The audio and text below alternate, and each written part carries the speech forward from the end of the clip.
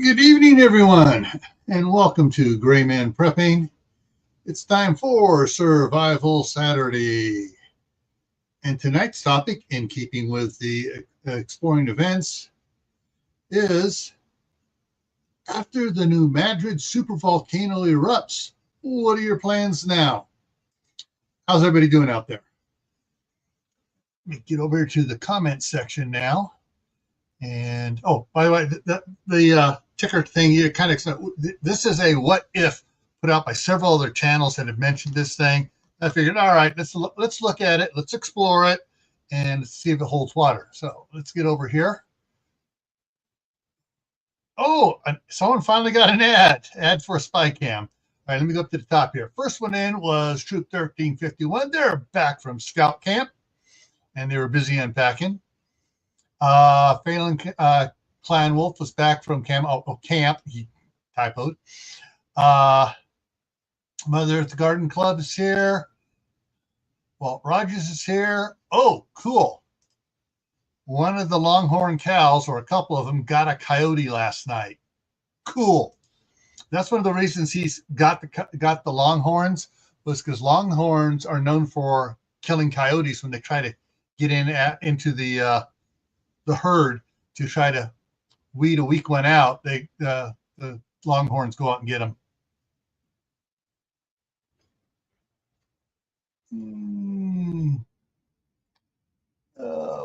All right. Chef Tech's here. He's learning how to swim in lava. Ain't gonna work it. Jay's here.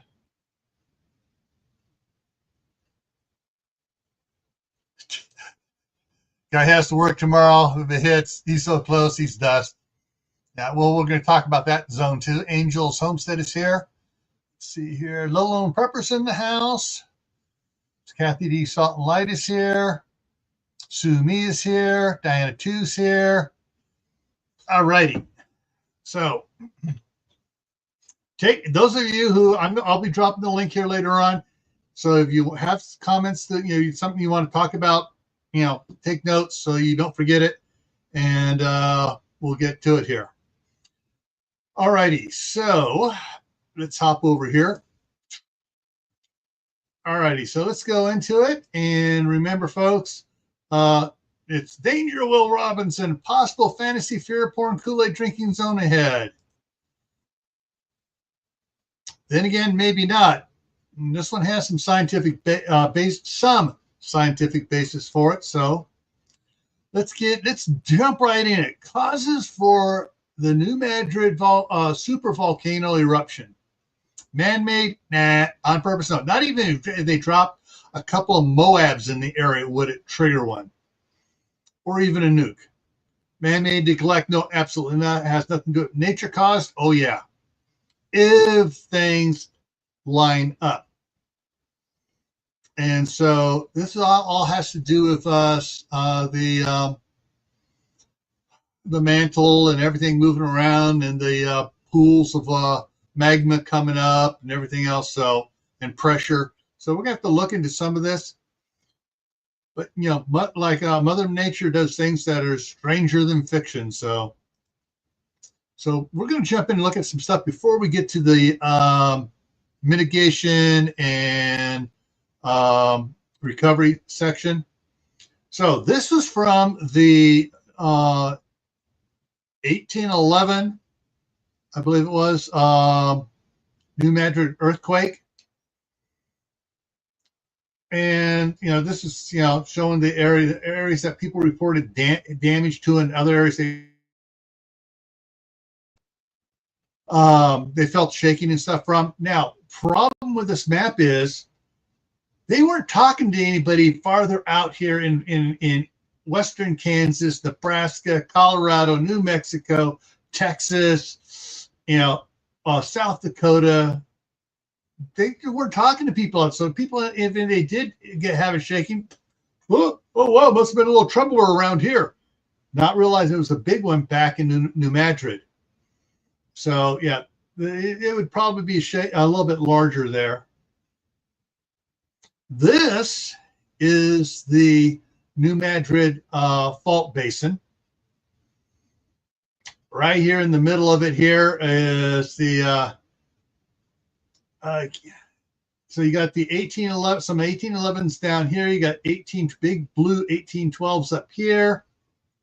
It was the series here, those big blue ones that was the referred to as the New Madrid earthquake. It started in December and ran into January. That's why the year changes. So, and then of course you can see all the other ones that have been around here. And unfortunately, they didn't give a reading to what when it became a blue dot from a red dot, because the blue dots are obviously bigger.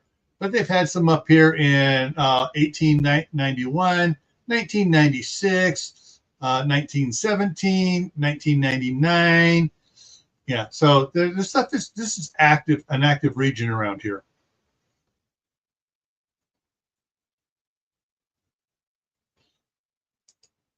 Good question. Yeah, if it was a volcano, it would expand a fair ways, especially a super volcano like the Long Valley caldera in California or the Yellowstone caldera. You know, good sized ones. So let's go here. All right, so this is the damage from the December 16th, 1811 7.2 New Madrid quake. And the little square box where it says heavy moderate, that's where it was in the red zone here. This was heavy damage. Damage was so heavy that it caused the Mississippi River to flow backwards for several hours. It changed the course and cut off a piece of Kentucky. So Mississippi now cuts off a piece of Kentucky or Tennessee. One of the states there, it flowed around, it cut it off. I keep forgetting which one it is. I haven't visited, so I really haven't paid much attention to it. And you had your moderate, your light damage, your very light, no damage, and just felt it on out into the pink zones here because it rang church bells in Boston. Okay, it rang church bells in Boston, and it broke windows down in Charleston. Even though it says no damage, which is wrong because there are reports of windows breaking in Charleston. All right, so, all righty, so now, if you were to convert this to the super volcano eruption, the red zone would be the center, would be the caldera. That's the caldera there, erupting. So you got Arkansas, Mississippi, Missouri, Kentucky and Tennessee all converging on that area. And so the caldera is going to be in those four states, the meeting point of those four states. Daniel Berry Sports Highlights, how's it going? Kalen Strain. Oh, yes, Kalen, absolutely.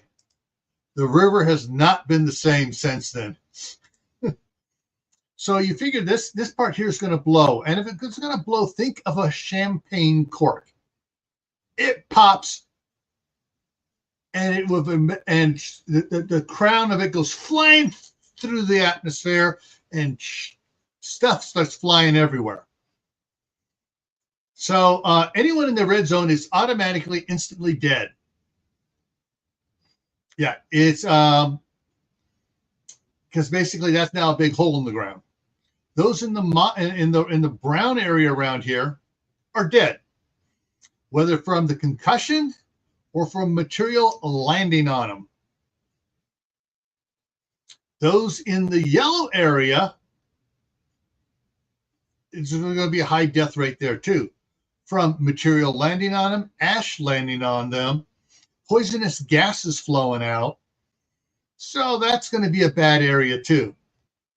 If it's like a real super volcano, like they claim Yellowstone and the Long Valley caldera in California both have been in there.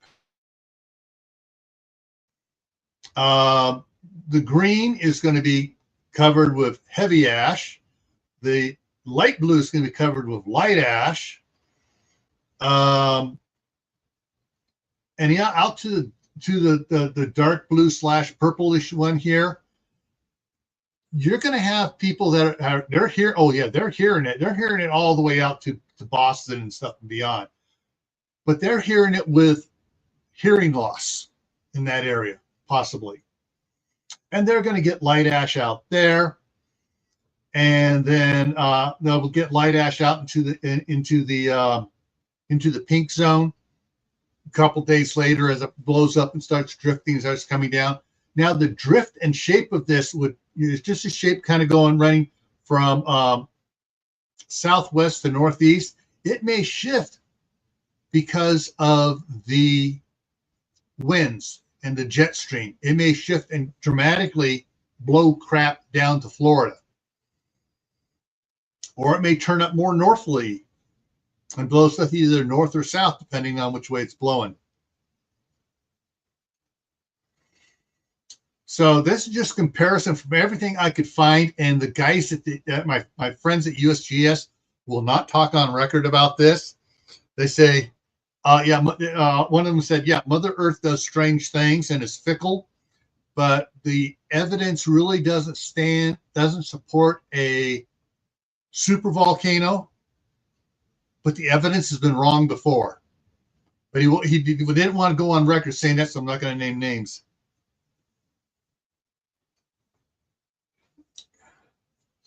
And the Watchman's here, bringing in the news.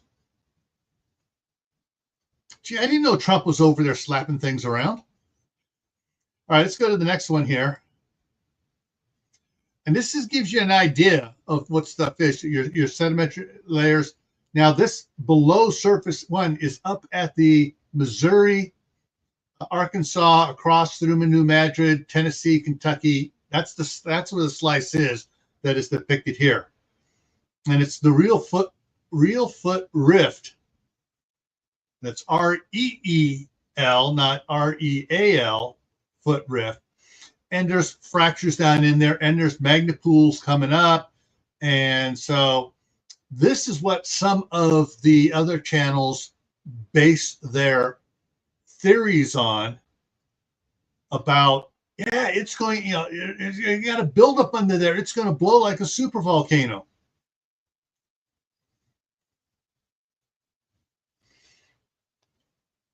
What about the western half of America?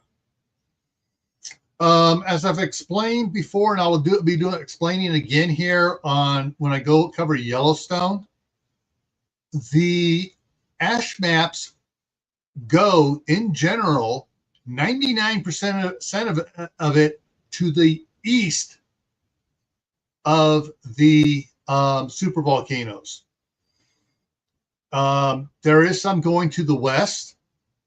Some goes a little bit to the north, a little bit to the south. For Yellowstone, it goes a lot to the north and to the east and to the southeast from the Long Valley Caldera. Not much to the west on the Long Valley Caldera because they have the onshore winds there in California blowing it that way. So you got to look at the winds and how it affects it.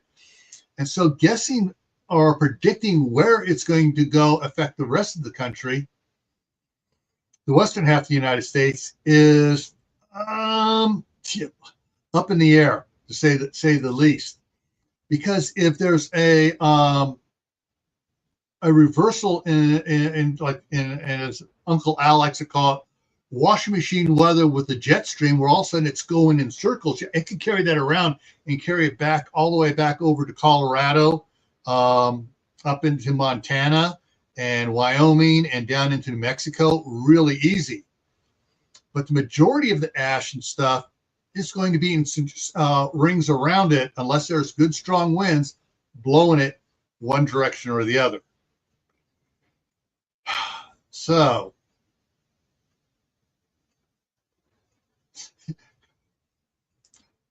yeah, they get to deal with Yellowstone and Long Valley Caldera. Yep.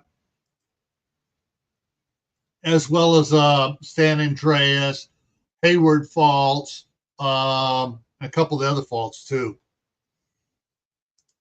Let's go to the next one here.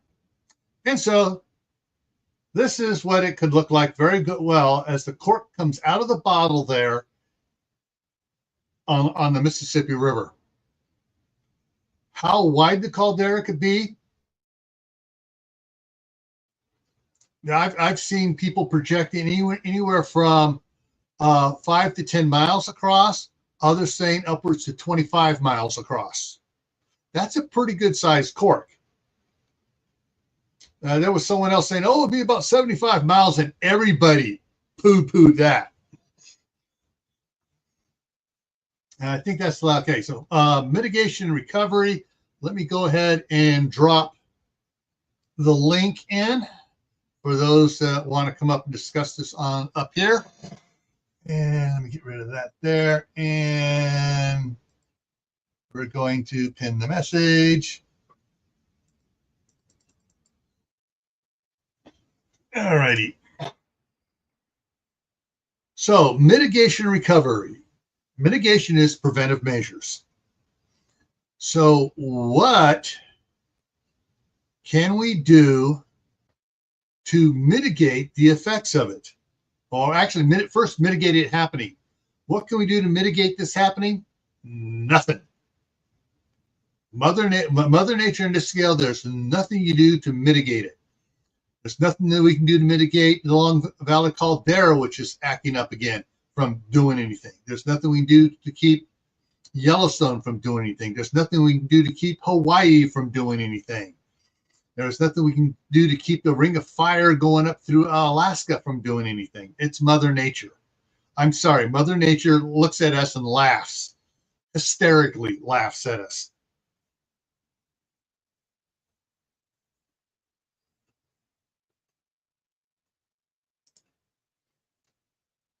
Yeah, I was down in California when Northern California when Mount St. Helens went. So I was due south, and the wind wasn't blowing due south. And right, let's see here. So mitigation wise, as far as stopping it, nothing. Mitigation wise, to prepare yourself for it, yeah, goes to basic prepping principles. You know, do you have your base plan? You know, covering food, water, medicine, clothing, skill. You know, the basic stuff just to survive and to keep existing after disaster. Not picking on any particular disaster. Anything. Your basic water, food, you know, clothing, skills, first aid, gardening skills, canning skills, you know, that type of stuff that's going to keep you going. Getting that stuff is your basic mitigation on this one. Hang on. Speaking of water, I need to hydrate.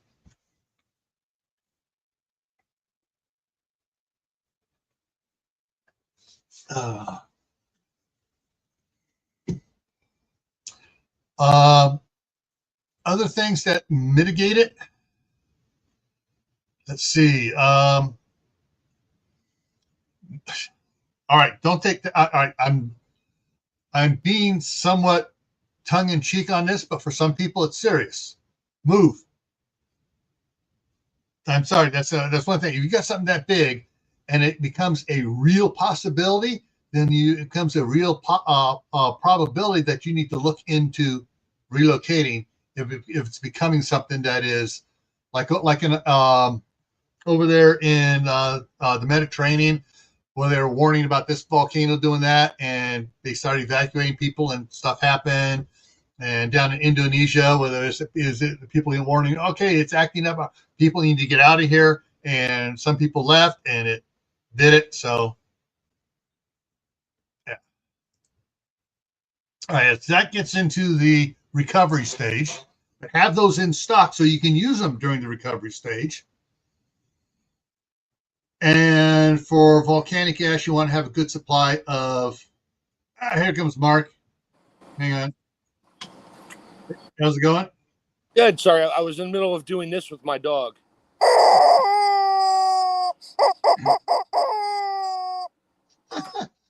I bought him a rubber chicken, but it's not for him to play with. It's for me to annoy him because he annoys me. Yeah. So things you can do, you can add specific event specific supplies for this. Monitor the USGS, all agencies that would be monitored as a volcano. I can't remember that right now. Just lost it. Can't remember what it's called. There's one for monitoring volcanoes. Yeah, so the one monitoring the earthquakes and volcanoes, and USGS takes care of earthquakes. There's the one specifically for volcanoes, like NOAA does hurricanes. There's another one that does volcanoes, and Rebel Canners is in the house. Uh-oh. Hey, Tammy. So, things you need to mitigate, make sure you have stuff ready to bug out if you need to bug out. If they say, all right, it's getting bad. It's thrusting around New Madrid. It's going up. It's raised up 15 feet in elevation here. Everything, we're getting a bunch of little earthquakes and stuff. The Mississippi is starting to do weird things because it's being blocked a little bit. Time to get out of Dodge and Memphis and everywhere else. Yeah. So you want, because it could blow, boom, hardly any warning, or it could start giving like what some of the other words where stuff was moving. It's like, okay, things are moving, and it's expediting, getting worse and worse, and it's like, time to evacuate. You really think the whatever USGS company that does the volcanic thing is going to say, hey, everybody in this area here, get out now. There's a volcano about to No, they won't. They won't. They'll provide the data to the government agencies whose responsibility is to say, oh, yeah, get out of there. Yeah. And what kind of delay time do you think there's going to be for that? A lot. Like I said, it's going to, if it happens, it's going to be, you need to be moving quick. Now, one of the things that people for mitigation, or not mitigation, but for recovery after the fact, which is some people now have done as part of their mitigation plans for volcanoes and forest fires and stuff, is getting extra air filtration system for their vehicles. If they have something like the Jeeps, actually you can fit on any pickup, and big SUVs, not the little ones like a Suburban, a Bronco, a Blazer, a Expedition, Excursion, the big ones. All right. The Excursion is a big SUV. What are you talking about? Yeah, that's what I'm saying. The Excursion. Oh, okay. And those are all the ones that, you can get those that you can get kits and stuff for them to give them a snorkel. Now, up on top of the snorkel, you'll have the big dust bowl like on a Caterpillar or a John Deere dozer, moto graders, stuff like that. With that much ash in the air, they're still going to clog up. There's really not. It'll clog. You have to stop every 2 minutes to like. Well, hey, hang on, Mark. Just hang on a second.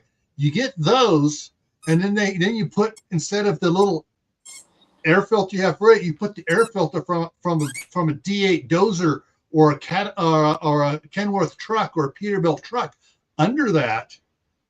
And if you need to start, that's just so they can get up and get going. But areas that were affected by the ash and heading east of Mount St. Helens, a lot of the farmers and stuff have this. They've cobbled stuff together to get around as the ash was falling in their area, so they could still drive around. And yeah, they drive around. They see they had to have the lines on the bowl, on the dust bowl, and when the dust bowl filled up so far, they would stop, turn off the engine, go out there, unscrew it, lift it off, dump that out, put it back on, and they drive again for another half hour or so. The Aquatic News Network is in the house now. So this is, this isn't for driving right up to the edge of the hole and where crap's falling down to the skies the size of bowling balls. This is farther out where you can, where the ash is just blowing over your area, and that would be like, let me get back to the one. That would be That would be like out in the green area here, and the green, light blue, dark blue, pink areas. It wouldn't be for the orange, orangish brown or yellow areas, because that's going to come down so bad. Like Mark said, it's coming down so fast, it's going to suck it up and plug it up, and the dust bowl ain't going to have a chance to spin the stuff out of there. Does that make sense, Mark? Oh yeah, sorry, I hit the mute button because Squeaky Dog is squeaking. Yeah. Yes. Oh, ash is not like firewood ash. Volcanic ash is silicate ash. It's crystallized. Yeah, except for going back to your other comment, except I'd say, depending on the area, most people have cars. So you're not going to go out and buy a Caterpillar engine snorkel thing, and drive around every day. This is what some of the farmers did. If that happens, this is what some of the farmers and people did that have pickups and had those vehicles already, the Suburbans and stuff like that, and they just they got kits for them. Now, granted, most of them had sold those cars, but they still have the kits to adapt for. They have to in case something else happens. But I know several people in here in Idaho talked about it, especially up in the in northern and western Idaho, because that's what they did. They still have kits. We sold that car, but we still got the kit, so we can adapt to the next car. And what some of them were doing for even their normal cars, the older cars where you had the good air filter thing, they took it off and they modified it and ran a 4-inch hose out. They had the hood wouldn't close all the way, and they ran 4-inch hoses out, bungeed it down, and ran the hoses back up on top of the car, and made a little contraption with their dust bowls and stuff there. Some of those, I wish I could have found some pictures of them. I went looking, and all of a sudden they disappeared off the Google search. But they had some of the ones that were driving around like that, like in a station wagon, in the luggage rack on the station wagon, they had this contraption. They had this 4-inch black drain pipe leading down to their engine to give clean air to their engine. But you'd be surprised when there's ash laying all over the place and you need to get around. The eruption's over, but ash is everywhere, and ash is going to be there for months. People do they'll do strange things to keep their car running and keep going. They get creative. Yes, creative. Invention, necessity is the mother of invention.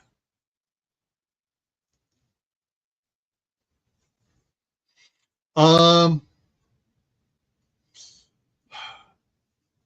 other things for recovery is, is ham radios can be one of the things for during recovery and the last minute evacuation information and stuff quickly, because things are going to get so bad otherwise, communication wise.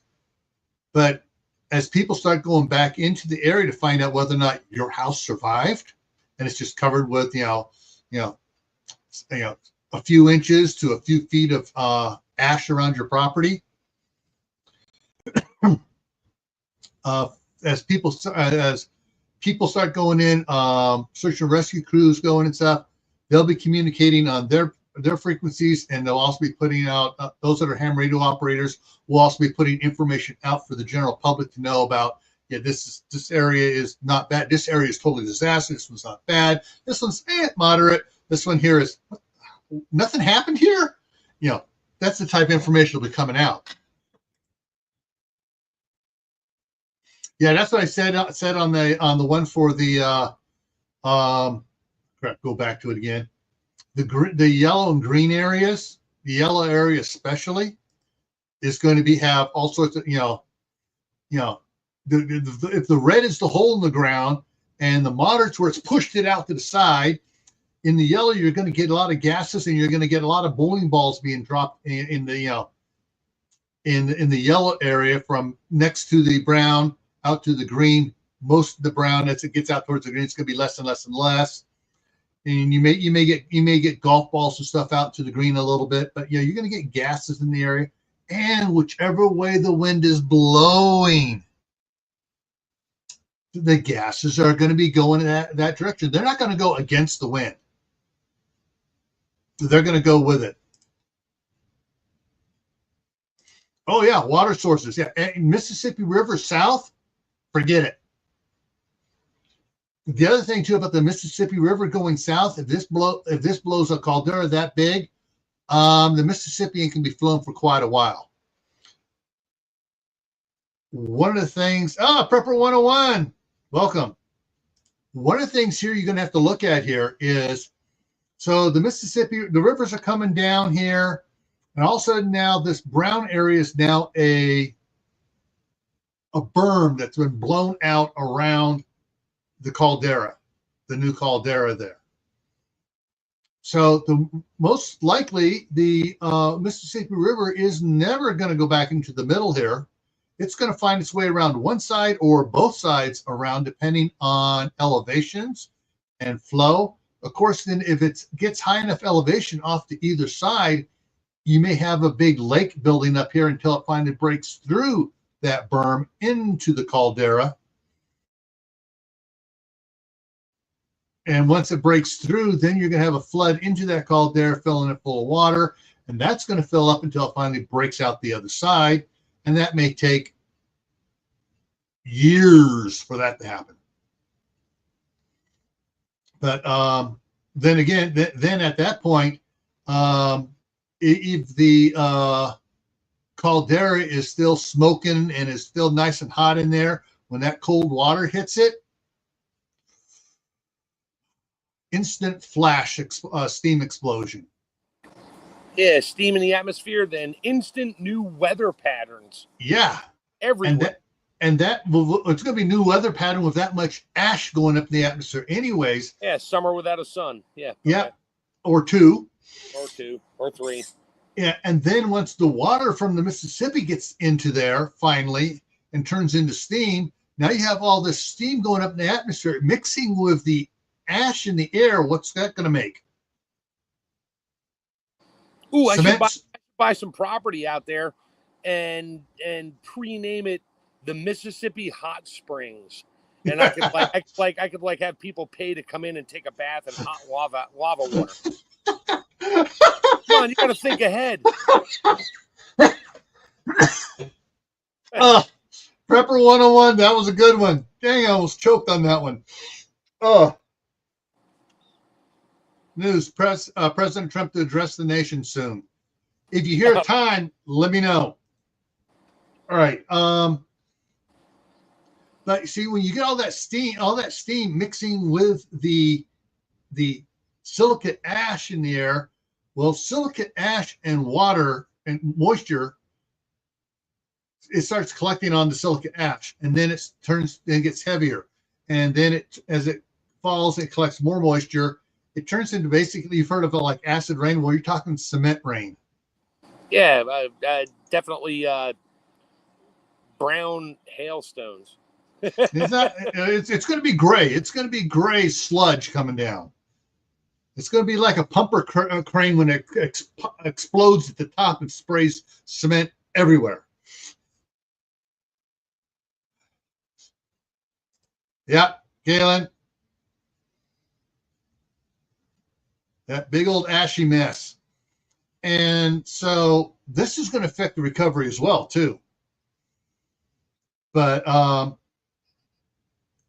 would say, all right, in 5 years, I would say the Mississippi is going to push enough through there. It's going to do this, it will have done this, whether it's in 1 year or whether it's in 4 years, it's going to have done it.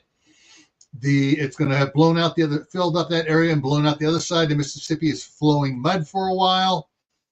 And then it's going to take at least another year or so for it to clean up. So you got semi-fresh water flowing down to the Gulf. So buy property in the yellow zone and you'll have maybe future lakefront property. Yeah, you wouldn't. You just buy it, just not live there. Yeah, that's a possibility. Now, build a bunker. Here's the other thing: the areas that were leveled from the blast, the pyroclastic flow, and all the ash from Mount St. Helens, Do you know what they look like today? They are so lush and green from all those minerals and nutrients and everything that were blown up there. Yeah, imagine that. Farmland. Yeah, just like in Hawaii. Several years after, 10 years after, all of a sudden it's, I got palm trees growing up there. You got all the stuff growing back. It's the way Mother Nature works. So recovery on this. You mean my SUV didn't cause all this? No. Oh, okay, just checking. Let's see. The Missouri River will be dead end instead of meeting the Mississippi. Yeah, there's different ways depending on how it blows and what it goes, what's going to happen. We can guess and look at evidence, and like I've tried looking at different things, possibilities, and it's like, because all right, I'll give you a hint. A super volcano doesn't happen, but a volcano does happen in one of my books. From all the surges of the magma from the of the giant planetoid passing between the Earth and the Moon, and so yeah, it causes any place where major faults like the New Madrid Fault, all of a sudden cracking, you got magma trying to get out from the gravitational pull of this thing going by. So yeah, there's there people have looked into different things like this, but knowing exactly how it's going to happen, that's anybody's guess, because we don't have enough data of what is going on under there. We don't have enough data for the to know, all right, where all the fracture lines are, how it's going to push, and once it does push, how much force is it going to have beforehand. We don't know what happened beforehand, how much force it's going to have. So where that stuff's going to land, where it's going to create a berm, where it may blow and throw a bunch of crap out, but the fault line running north and south there may spread. And now you got this big old berm on the east and the west side of it, and the river's just going to flow right back in right away. Who knows? CB is in the house. Eagle Homestead's here. So when something like this happening out there is one of those things that's like, gee, is the fault line going to run up this way? Is it going to split off over this way? Is this whole thing around here going to turn into a, look like meteor crater where you drive up to it, here's this big old berm and it goes back down into it?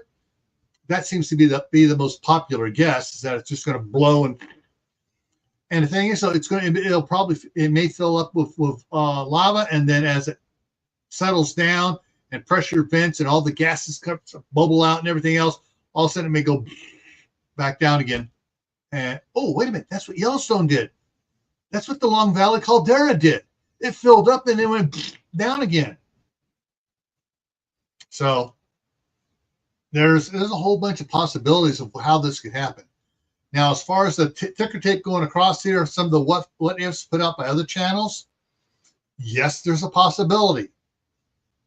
There's just about always a possibility of something like of this happening with Mother Nature. Oh, what if they hit it with a boom boom? That'd be like trying to drop our entire arsenal on top of Krakatoa to try to stop it. I think we got a higher chance right now of somebody dropping 1 or 2 or 3 mega size something or others in the Atlantic fault, in the Atlantic ridge down the middle of the ocean, and much wiping out the east coast and west coast of 2 continents. Yeah. But yeah, it's like, when you look like they talk about when they talk about explosive natures of volcanoes and stuff. Hang on, let me look something up here real quick. All right. How many megatons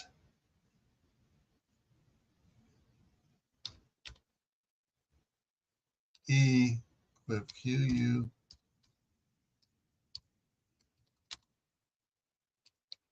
Was MOU Mount St. Helen. Let's see if it does it. Searching. AI is going to think of it. Okay, the Mount St. Helens explosion. And you guys have, I think everybody's seen videos of it. The Mount St. Helens explosion in 1980 released the equivalent of 24 megatons of TNT. Okay.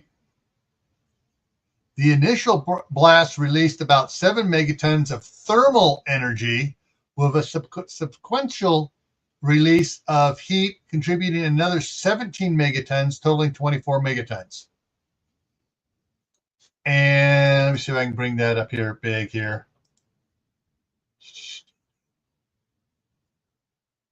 And so, yeah. So that was 24 megatons blowing out the side of that. And let me go back in here and look at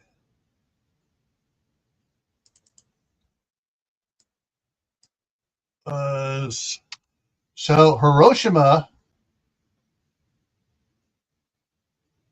was 15 kilotons, not megatons, kilotons, or 0.015 megatons.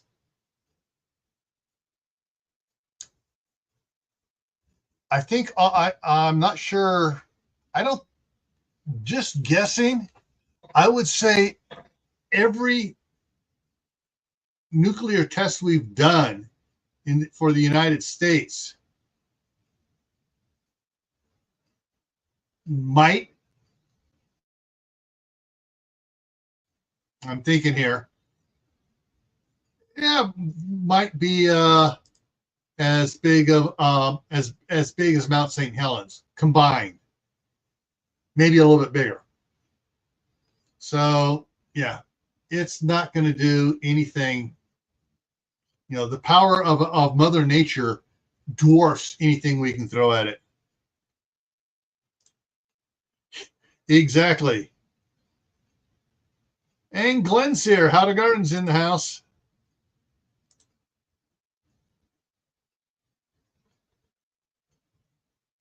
Professor you had in 86 was there. Said he never ran so fast to get out of the asphalt. Yep.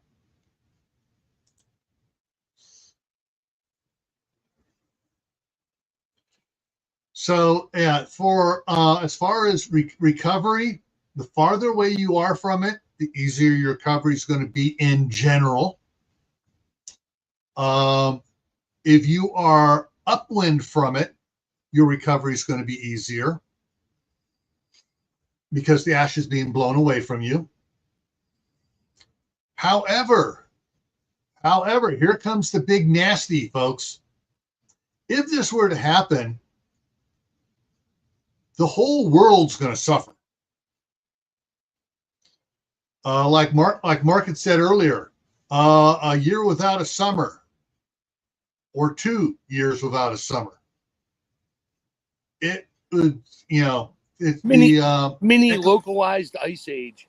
Yes, and maybe not be. It may not be localized either. Europe may be into it. China and Russia may be having their own summer. This will definitely affect. This would absolutely 100% the Atlantic Meridian over. Oh, can I pronounce it? The AMH, whatever, the current that keeps the climate the way it is. Oh, like the jet stream type of thing, yeah. For the water, for the Atlantic Ocean. Yeah, the Atlantic conveyor. So basically, we're going to have the day after tomorrow. I don't think it'll get that bad. Not that bad, but that's the type thing. It's going to trigger. It may be. You know, I find it ironic. It's like we know it happened because it's in the history books, but we were never taught that 1 year, and I forget what year it was. It was what, early 1900s or whatever, when the big volcano out in the Pacific went off, and yeah, nobody could grow because it was just dark all the time, and it never got above like 55 or 60 degrees for like a whole year. But we don't talk about that because that goes against the narrative of it's our fault. Well, actually, back in my day, we were taught about it. Yeah. I'm older. Not by much, but yeah, okay. Yeah. If I was taught about it, I wasn't paying attention. by the time I got to high school, though, it was out. They weren't teaching it anymore. Oh, hell no. Why would they? Yeah, in elementary school, they were teaching it. They talked about it. Junior high, occasionally someone would talk, a teacher would talk about it. High school, no, can't talk about that. Oh, can't. Oh. But yeah, so so there's going to be, for everyone, recovery on everyone here, there's going to be tough growing conditions for at least 1 or 2 years. So, and it may have a lingering effect. It won't be a year without a summer, but it's going to be a cool summer for the next couple of years, probably.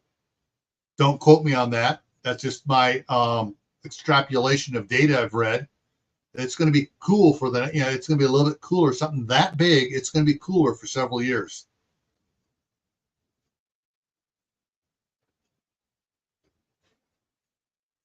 Yeah, I saw that. Yeah, that was a good one too. And he's talked about the changes over the last, probably about 3 or 4 times over the last 10 days about the AMOC changes.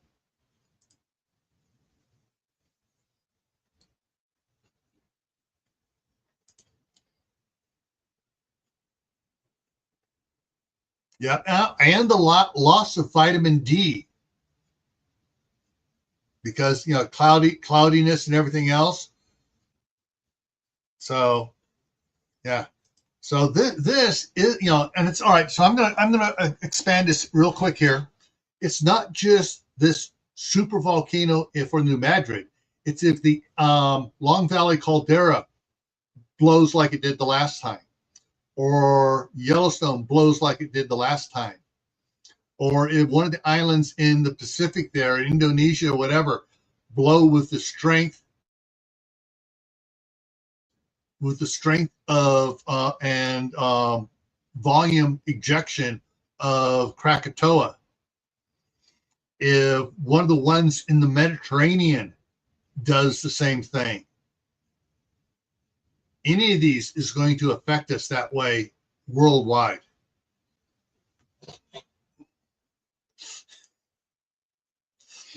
Hey, Glenn, that's why Jack leaves there and comes up to Idaho Falls to see his mom for the summer. But yeah. You better hope you don't get what you wish for there. Yeah. Because let's see. Look at the map down here. We're all going to move to Florida because it'll be in the 50s. Up here, it'll be in the teens or 10s or zeros. And we're all going to migrate to Florida. Yeah, you're looking here. The Panhandle of Florida is in the moderate ash ring.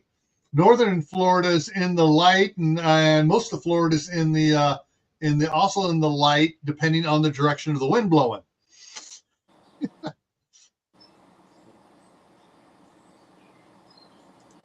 Oh shoot! Let me take a look. See here. Refresh. Okay. You guys are getting the heat wave that we had over the last 4 or 5 days. Yeah, we're going to get it on the East Coast, where it should have been the whole flipping time for the last month, but that's all right. Here is the low tonight here in Idaho, 41 degrees. The high tomorrow is supposed to be 60. It's 58 degrees here right now. The low Sunday night is 35. Ooh. That was supposed to be 36. It's now down to 35. Monday, the high is supposed to be 71. Tuesday, 75. Wednesday, 79. That was Wednesday. Thursday, got to scroll down here, 80. Thursday,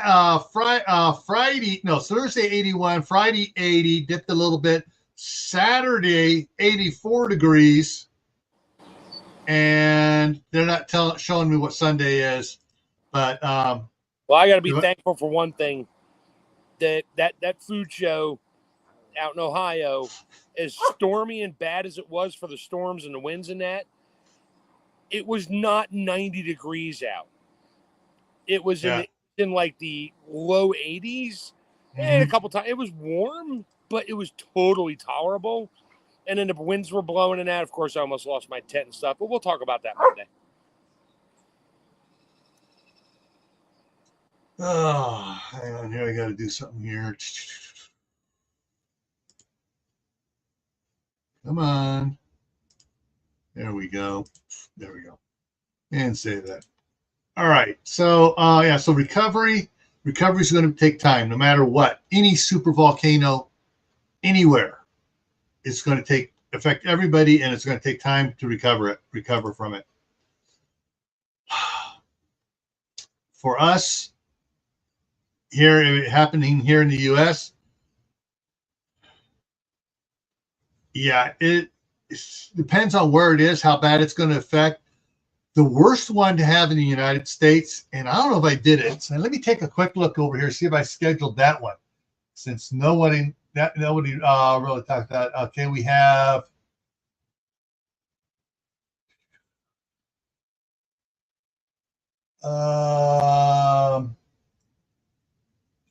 I know I put in Yellowstone's not. We're covering Yellowstone in October, the first week in October.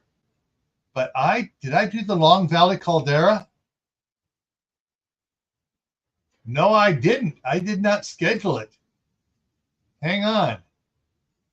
Let me add that. That'll be in January next year. But crap, we may not be here by then. Yeah.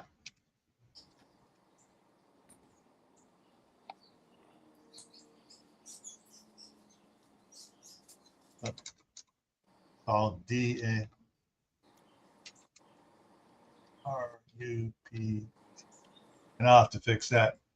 But for the ash flow or the ash falls that everybody tracked and was saying, oh, this is Yellowstone, this is Yellowstone. Found out it's not Yellowstone. It was the Long Valley Caldera. It put out more than Yellowstone ever thought of doing. And it went all the way over to the Mississippi. So, yeah. Well, there are thousands of ancient volcanoes. Oh, yeah. Down the West Coast, everywhere. And some of them, they never even named them. And you can see from satellite images, you can see the lava flow fields and all that. Here's one for you.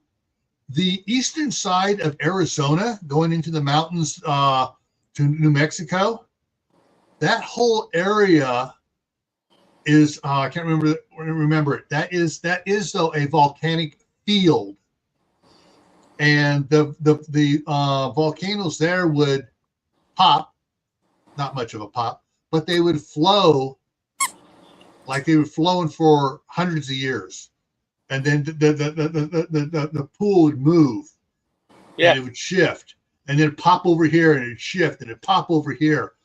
And so, that whole area there was massive, is a massive volcanic field. North Florida has been 95 plus degrees. Well, it's Florida. What'd you expect? My last day, which was Wednesday in California, Tuesday night, it didn't cool off and it was warm. Wednesday, it was stifling hot in California there on the San Francisco Bay. Yeah.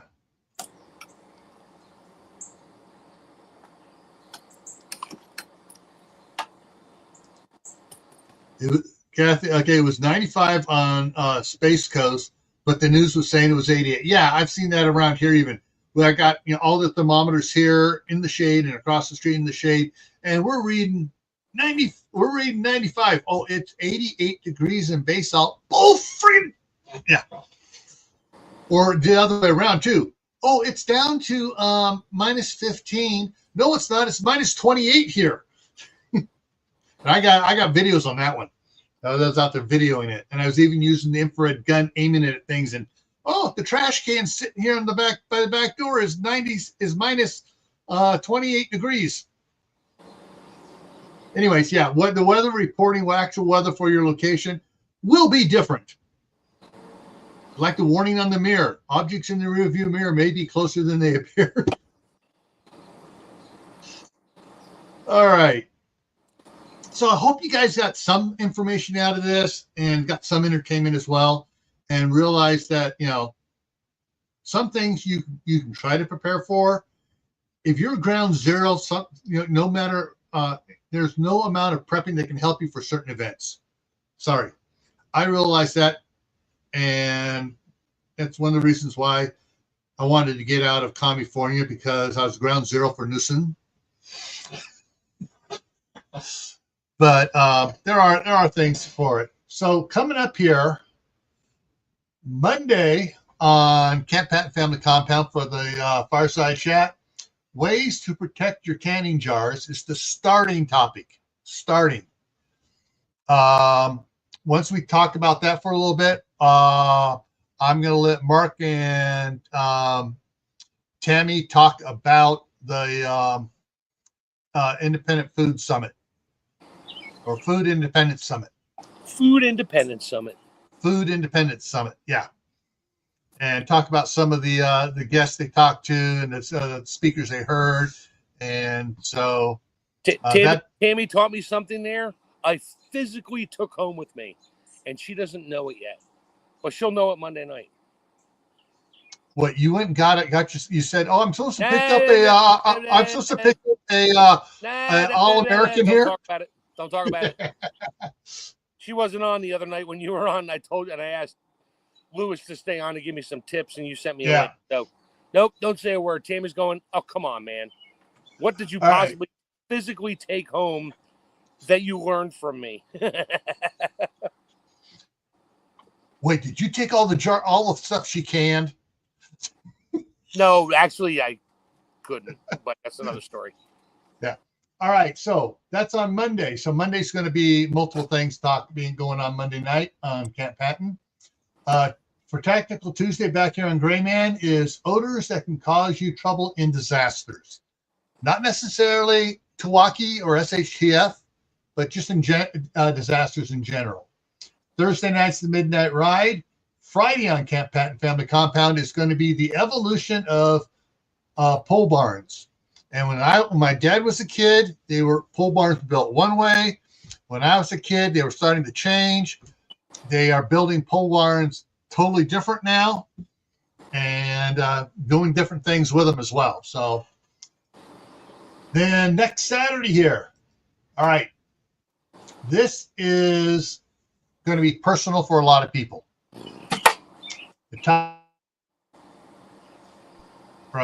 The topic is, after your home is destroyed, what are your plans? Talking about being ground zero, folks, or whatever it is. Get out in time. Yeah, this is after your home is destroyed. What are your plans? Pray. Yeah, so that's going on next Saturday.